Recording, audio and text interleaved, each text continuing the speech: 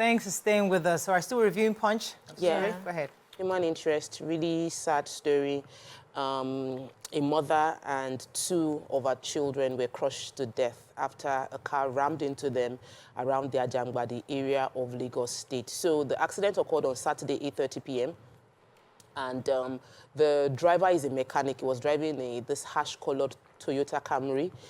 His name is Oluwatimileyin Olajide, and he's 29 years old. He was driving at top speed, and he rammed into a mother with her 2 children, and they died on the spot. And he didn't wait. He drove straight because he was afraid that the mob would lynch him. He drove straight into, and they were chasing him into a police station.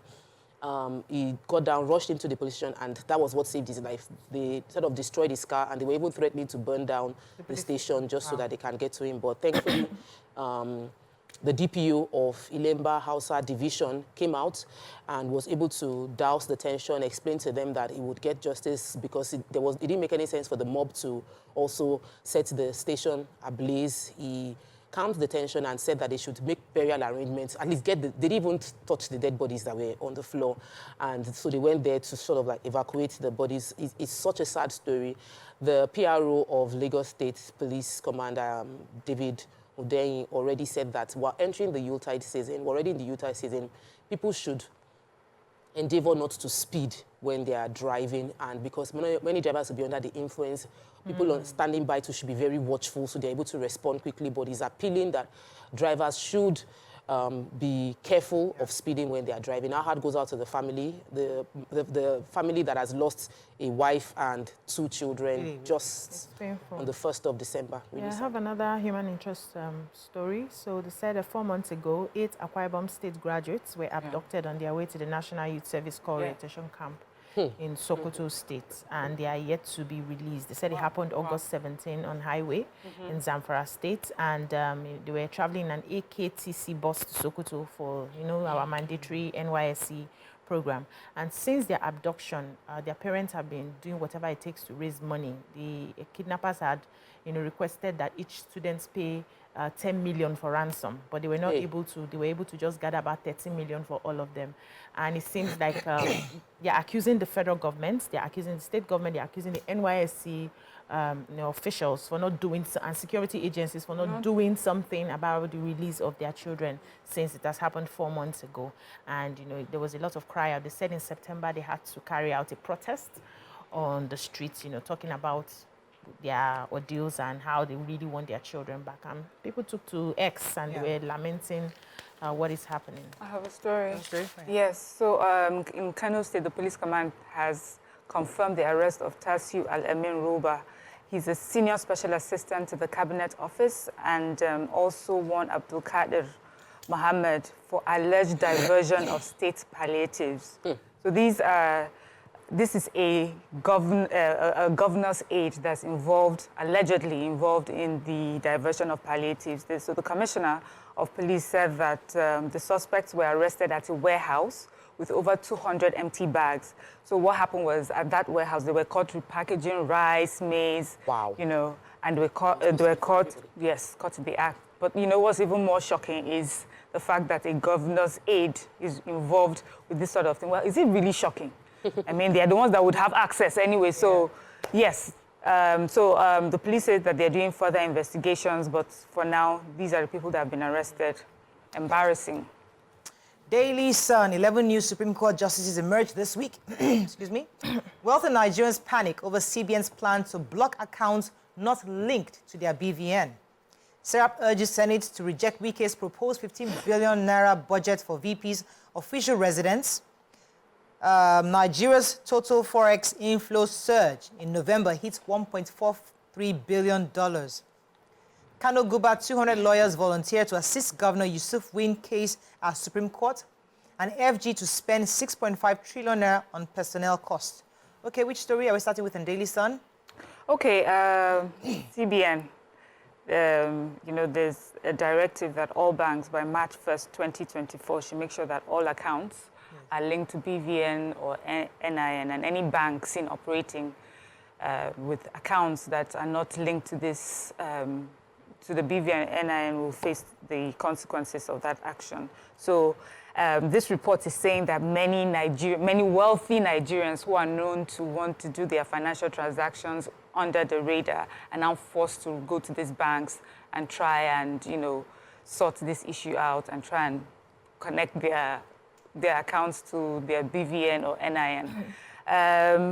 And also, some of them are trying to see how they can find a way around it. So there are two things. We know the reason why we want to connect our banks, our accounts to BVN and NIN, but I'm interested to know why wealthy people who have earned their money legally, do not want it to be associated with, BVN, NIN. So interesting. Because you have to pay taxes. Very soon they are going to be evaluating. We had a meeting, and I'm talking about taxes actually. The story. A lot of rich folks are not paying taxes. They're not paying adequate tax. They were even saying you want to build a house in Banana Island. Lagos State is now looking through your account. For you to afford to build a house in Banana Island, what was your tax you paid last year? If it is not commensurated, where did you get the money from? Yeah. So the people would have to give accounts. However, in consideration of the fact that many Nigerian businesses are going through a challenging time, the FIRS has announced.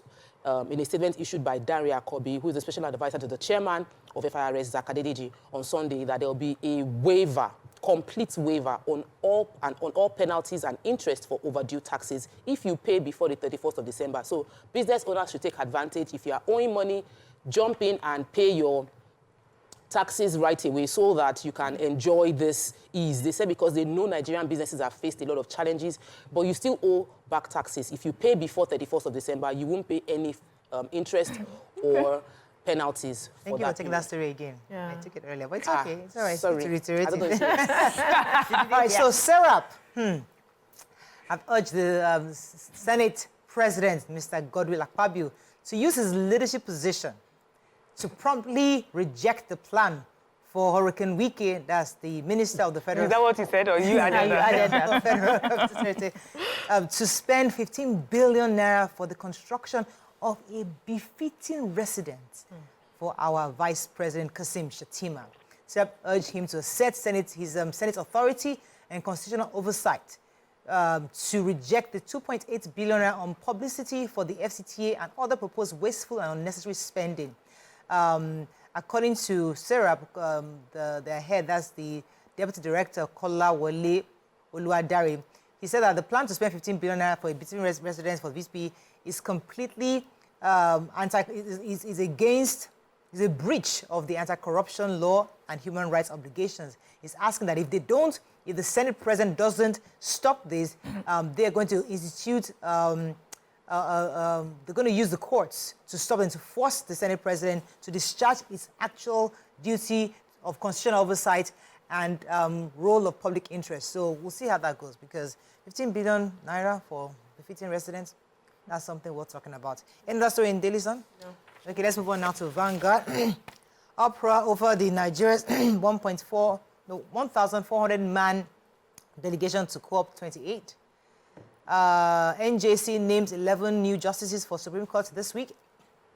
How Intel's waived $193 million debt to resolve stalemate over palliatives and contract. National Assembly Committee to propose commends quick amendment of the sections of PIA. Igboho to Mieti Allah. Tinubu won't tolerate killings, destructions of farmlands by headsmen. SGF to Nigerians, keep faith. There is hope for Nigeria. Okay, which story? I have a story inside. So, Enugu government locked staff lodgers inside hotel during tax drive. I said there was tension the weekend in Enugu State following the locking of guests and staff of some hotels by tax collectors from Enugu State Internal Revenue Service on tax drive.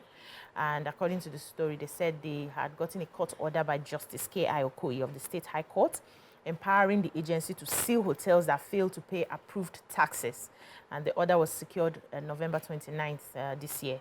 So the state government, through the State Internal Revenue Service Agency, approached the court seeking an order, and that order was also given. So they were going after hotels who do not pay their tax development levy, and companies withholding tax, and also the pay-as-you-earn payee tax that they're supposed to get from their workers. Some of them from 2015 to 2020 haven't paid. Others are starting from 2018 to 2021.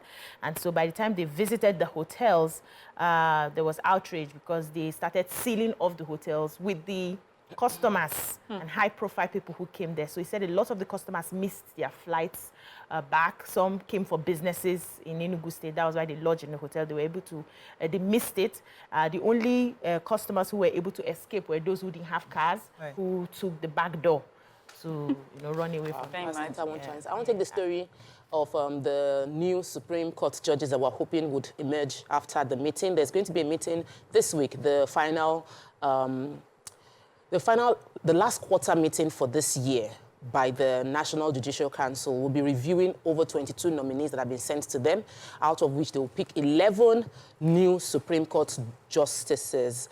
They would emerge. They said they will be rigorously tested to find their merit, if there are any allegations against them, to prove if they are involved in anything unscrupulous, they'll be rejected. They also said at the end, these 11 candidates will be that are credible will be ratified, while there will be other positions that they are also hoping to fill in the Federal High Court, National Industrial Court, heads of other courts. I know I took the story a few weeks back that Nigeria, the Supreme Court is high, that we need more judges very fast, and I'm happy they are doing this. So we're hoping at the end of this week, we would have more judges ratified into the Supreme Court, and that might speed up the cases that are pending in the courts. We need doctors, we need judges, we need teachers, we need everybody. We need a lot. I think that's all we can take on Front Page Review. When we come back, move on to our hot topic of the day. Stay with us, we'll be right back.